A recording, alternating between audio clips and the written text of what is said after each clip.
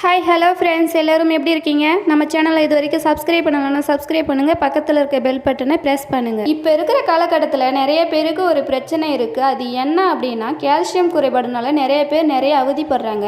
So அந்த calcium லெவலை எப்படி இன்க்ரீஸ் பண்ணணும் அப்படின்றத பற்றி தான் இந்த வீடியோவில் ப்ரீப்பாக பார்க்க போகிறோம். வீடியோவை ஸ்கிப் பண்ணாமல் பாருங்கள். உங்கள் பாடியில் கால்சியம் சத்து எவ்வளோ இம்பார்ட்டன்ட் அப்படின்றத பார்க்கலாம். நம்ம ஆரோக்கியமாக இருக்கணும் அப்படின்னா கம்பல்சரி கால்சியம் சத்து அதிகமாக இருக்கணும். பற்கள் உறுதிக்கு மிக அவசியமான ஒரு சத்து தான் கால்சியம். இதயம் சீராக செயல்படுவதற்கும் தசை நரம்பு மண்டலம் சிறப்பாக செயல்படுவதற்கும் கால்சியம் சத்து மிக அவசியம். ஸோ தசை நரம்பு மண்டலம் சீராக செயல்படுவதற்கு ரொம்ப முக்கியமான சத்து கால்சியம். அது மட்டும் இல்லாமல் கால்சியம் லெவல் பார்த்தீங்கன்னா எப்படி படிப்படியாக குறையுது அப்படின்னா, மாறி வர உணவு பழக்க முறையும் வாழ்க்கை முறை காரணமாக உங்களுக்கு கால்சியம் குறைகிறது. கால்சியம் யாருக்கு நிறைய குறைபாடு இருக்கும் அப்படின்னு பார்த்தீங்கன்னா, டீ காஃபி குடிக்கிறவங்க, தைராய்டு பிரச்சனை இருக்கிறவங்க, அஜீரண கோளாறு ரொம்ப அதிகமாக இருக்கிறவங்க கால்சியம் குறைபாடு இருக்கும். கால்சியம் யாருக்கு நிறைய குறைபாடு இருக்கும் அப்படின்னு பார்த்தீங்கன்னா, டீ காஃபி குடிக்கிறவங்க, தைராய்டு இருக்கிறவங்க, அஜீரண கோளாறுல ரொம்ப அவதிப்படுறவங்களுக்கு கால்சியம் லெவல் கம்மியாக இருக்கும். ஆண்களை விட பெண்கள் தான் கால்சியம் குறைபாடுனால நிறைய அவதிப்படுறாங்க.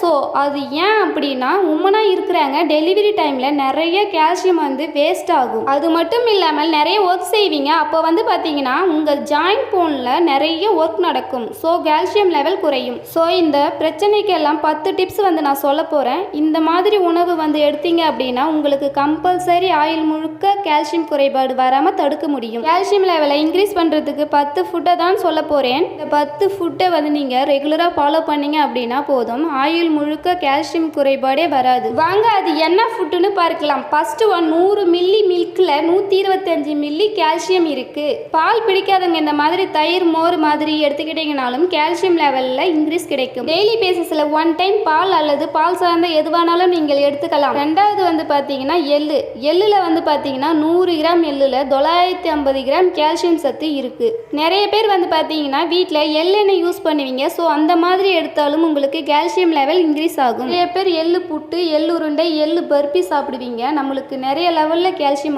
கிடைக்கும்.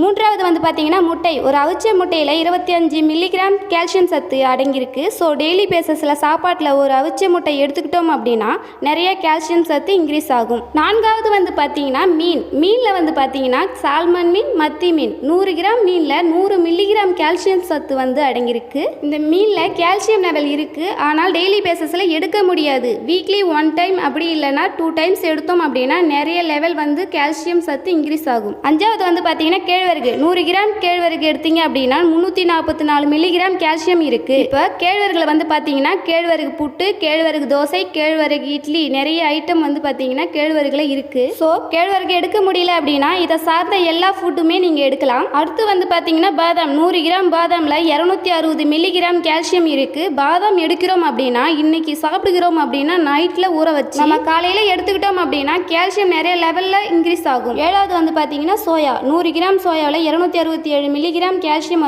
கிடைக்கும். இந்த சோயாவில் பார்த்தீங்கன்னா சோயா எடுத்துக்கலாம், சோயா மீல்ஸ் இந்த மாதிரி ஆட் பண்ணி எடுத்துக்கலாம். அதுக்கப்புறம் பார்த்தீங்கன்னா எட்டாவது அத்திப்பழம். அத்திப்பழத்தில் பார்த்தீங்கன்னா நம்மளுக்கு நேச்சுரலாகவும் காய வச்சும் கிடைக்குது, உலர்ந்த அத்திப்பழம். ஸோ இந்த மாதிரி 100 கிராம் எடுத்துக்கிட்டு வந்தீங்க அப்படின்னா நம்மளுக்கு கால்சியம் சத்து இன்க்ரீஸ் ஆகுது. அது மட்டும் இல்லாமல் ஒன்பதாவது பார்த்தீங்கன்னா ஆரஞ்சு. 100 கிராம் ஆரஞ்சில் 40 மில்லிகிராம் கால்சியம் சத்து இருக்குது. அது மட்டும் இல்லாமல் விட்டமின் சி நம்மளுக்கு கிடைக்கும். ஸ்கின் க்ளோனஸ் ப்ளஸ் நிறைய கால்சியம் லெவல் இன்க்ரீஸ் பண்ணுறதுக்கும் யூஸ்ஃபுல்லாக இருக்கும். 10வது பார்த்தீங்கன்னா கீரை, பச்சை காய்கறிகள் எடுத்துக்கலாம். இப்போ பார்த்தீங்கன்னா கீரையில் பசலை கீரை எடுத்துக்கலாம், பீன்ஸ், பிராக்கோலி இந்த 3ம் எடுத்துக்கிட்டோம் அப்படின்னா நிறைய லெவல் கால்சியம் இன்க்ரீஸ் ஆகும். மட்டும் இல்லாமல் காய்கறிகள் வெண்டைக்காய், முள்ளங்கி எடுத்துக்கலாம். கால்சியம் லெவலை இன்க்ரீஸ் பண்ணுறதுக்கு காலை மாலையான சூரிய ஒளியில் 10 மினிட்ஸ் இருக்கும்போது நம்மளுக்கு பார்த்தீங்கன்னா கால்சியம் சத்து இன்க்ரீஸ் ஆகும். அது மட்டும் இல்லாமல் இன்னைக்கு நம்ம கால்சியம் குறைபாடு ஏன் வருது, கால்சியம் சத்து இன்க்ரீஸ் பண்ணுறதுக்கு என்ன ஃபுட் எடுக்கலாம் அப்படின்றத டீட்டெயிலாக பார்த்தோம். இந்த வீடியோ பிடிச்சிருந்து அப்படின்னா